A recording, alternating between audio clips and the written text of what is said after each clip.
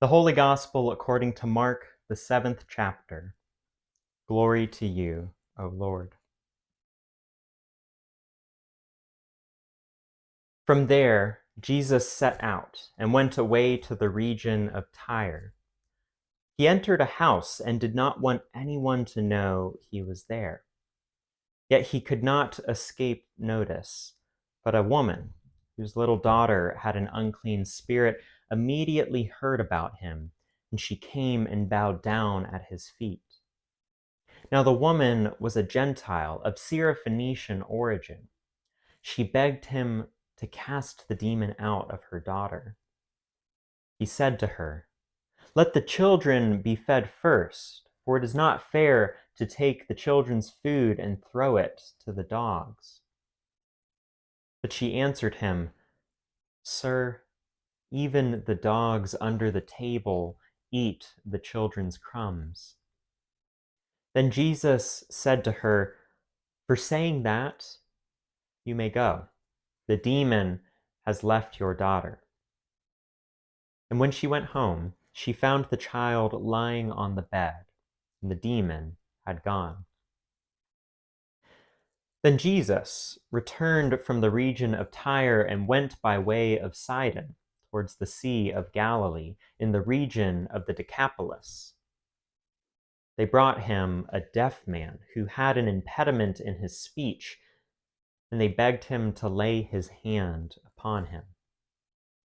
He took him aside in private, away from the crowd, and put his fingers into his ears, and he spat and touched his tongue. Then looking up to heaven, Jesus sighed and said to him, "Ephphatha," that is, "be opened." And his ears were opened, and his tongue was released, and he spoke plainly. Then Jesus ordered them to tell no one, but the more he ordered them, the more zealously they proclaimed it. They were astounded beyond measure, saying, "He has done everything well. He even makes the deaf to hear and the mute to speak." This is the gospel of the Lord. Praise to you, O Christ.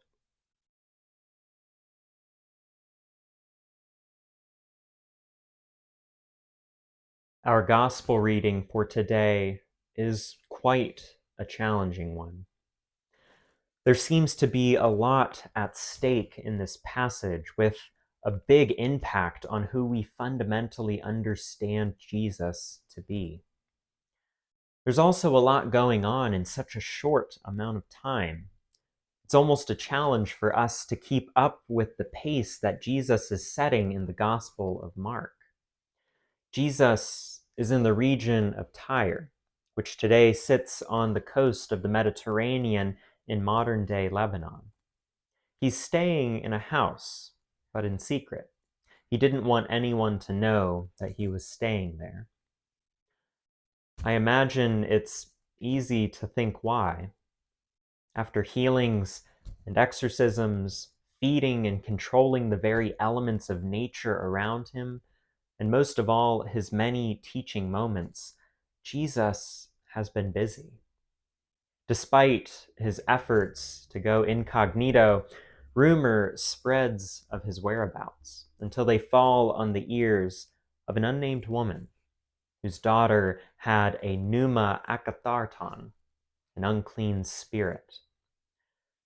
She was desperate for a miracle, and she found him, and when she did, she bowed at his feet. Now, Jesus was Jewish, but the Gospel of Mark calls this mother a Syrophoenician Gentile. Syrophoenicians were Phoenicians living in the Roman province of Syria.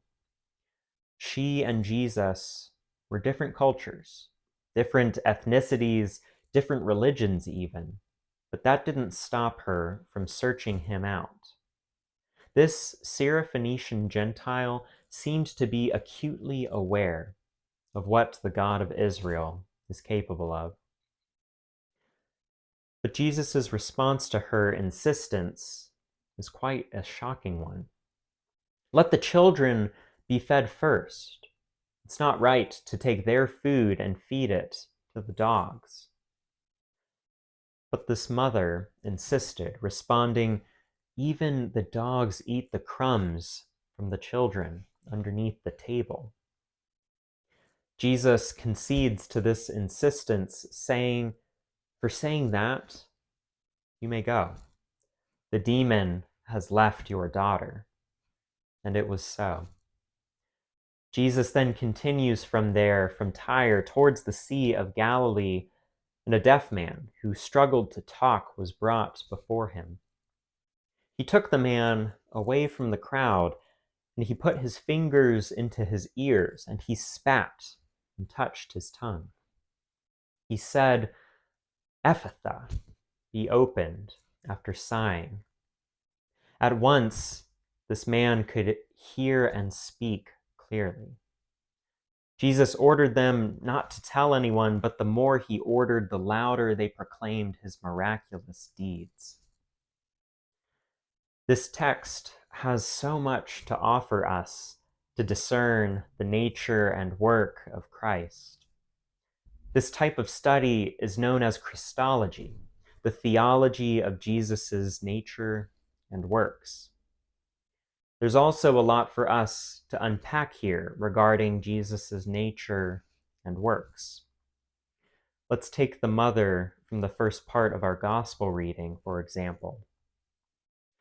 One might be tempted to ask the question, is Jesus testing the woman? Does Jesus already know the capacity of her faith? Is Jesus testing her faith to see if she'll eventually give the right answer? Is this a measure of a believer's insistence and a believer's faith? One might be tempted to then ask the question, is Jesus setting up a hierarchy of worthiness, picking and choosing who is more worthy based on who they are or where they're born? One might also be tempted to ask the question, is this mother actually correcting Jesus? And if that's the case, was Jesus in the wrong to compare her to the likes of a dog? What does this say about Christ if he is described as a human who can be corrected? And what of the deaf man who couldn't speak? Why does Jesus take him privately away from the crowd to perform this miracle? Why does it take fingers in the ears and spitting to heal him? Why all of this secrecy, Jesus? All of these questions that we ask circle around one key question. What does this reading tell us about who Jesus is? It can be intriguing and sometimes even fruitful to ask such questions about Jesus' nature and works. This text forces us to wrestle with the questions of Jesus' divine gnosis or knowledge, Jesus' view of worth, Jesus' methods of performing miracles, and even the possibility that Jesus might be correctable at times.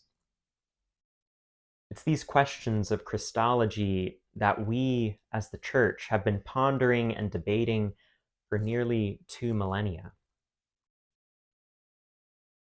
I wonder, though, do you see how these kinds of questions have the potential to rock the very foundations of our faith?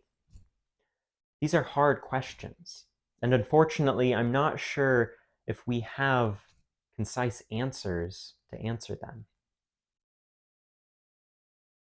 But as we take all of this time to question Jesus, I wonder if we might be losing sight of something important happening in this story. What about this unnamed woman? What about her daughter? What about the man who was healed? I wonder, what connects their stories? What do they all have in common? One thing that they all have in common and that this story has in common is that this story begins and ends with healing. It's interesting how we can sometimes get so lost in our Christological interpretations, but miss the central point that the gospel is trying to share with us.